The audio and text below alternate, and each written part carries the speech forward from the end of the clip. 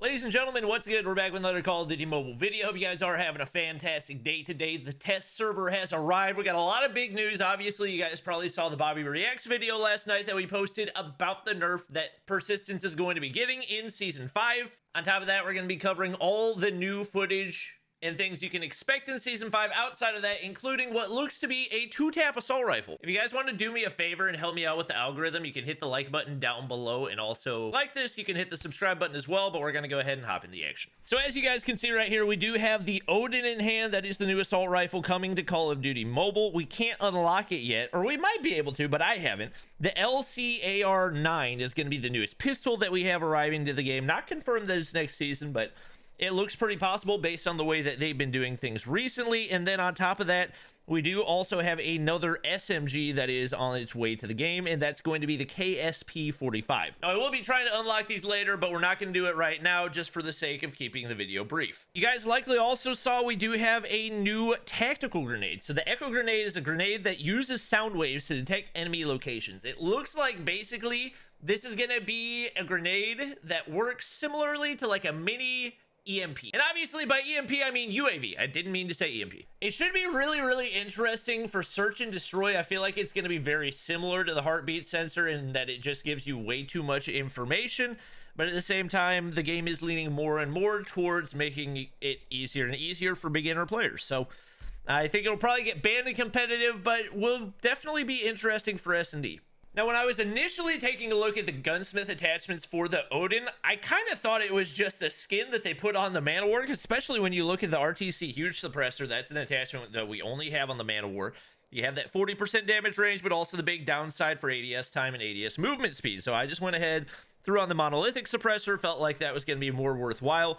All around, this is built out very heavily for range, which is, I think, where the Odin is going to shine the most. We do have a couple different opportunities as far as attachments go, and it looks very interesting. So basically, it has one attachment that adds a bullet per shot, which is kind of crazy. We're going to test out that one, but because the base magazine is only 20 bullets, we're probably going to try it out with the extended mag as well. A couple cool things before we hop into it. We do now have unique weapon inspects for both the Fennec. Oh, let me, oh, there it is. So basically, like Fennecs flying across your screen. When it's a Kimbo Fennecs, it looks even crazier, but yeah, they added a new custom weapon inspect for both the Fennec and also for the Peacekeeper, which we're going to take a look at right here. As you guys will see, it gets pretty crazy. I wish we had had this all along because it looks super dope. But I love that they are going back and adding new weapon inspects for those mythics that we didn't have them for before. Definitely a W in my book. But anyways, moving on to the Odin. You guys are going to see a whole lot of damage. As you move up to the upper body, you'll find that you are going to be able to 2-tap. With the extended mag, you do have 30 rounds on it. Now, you will see pretty slow on the ADS, pretty slow on the movement speed as well, as we're not going to be able to move around very quickly. That being said, depending on the rate of fire of this thing, it may be very broken. We're going to have to wait and see. Obviously, we got to wait and see what the data analysts are going to say about it and how it's going to play out. But overall, I would assume if you have the ability to aim pretty consistently for the upper body, you're going to be able to make this thing pretty broken. Now, I'm curious how this next one's gonna work. So this is the magazine that supposedly shoots like 2 bullets at once. Okay, so I'm not entirely sure what's happening. It might be bugged. It most definitely looks bugged. So maybe that wasn't supposed to be added. I don't know what the purpose of it is, because all it did was lower the damage. Maybe that's a magazine for a different gun altogether, but looks like it's not gonna be one that we have to worry about. Oh, and we get to play hard hat, which I don't think is in the game yet. So the main reason I'm doing this is just so we can go ahead and test out the new tactical grenade. I gotta figure out where some people are. I would assume they're probably hopping in the hard point. Yeah, so we're gonna see how far that radius goes, and you can see it does expose. Oh wait, did we just see them through the walls? Obviously the damage gonna go pretty crazy, especially when you're able to land headshots. Bada bing, bada boom.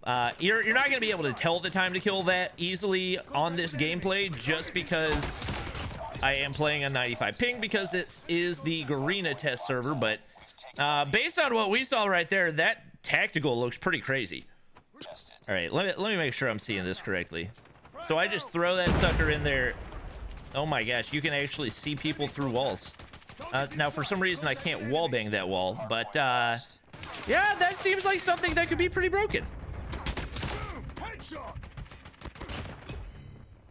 All right, well, I'm curious to see how that plays out. Like I said, especially for search and destroy. I mean, I think for anything in general, there's going to be a lot of people running the Echo Nade, because the fact that you can see people initially through walls is going to be really, really crazy just to get that information, and then you can trace once you get them locked on.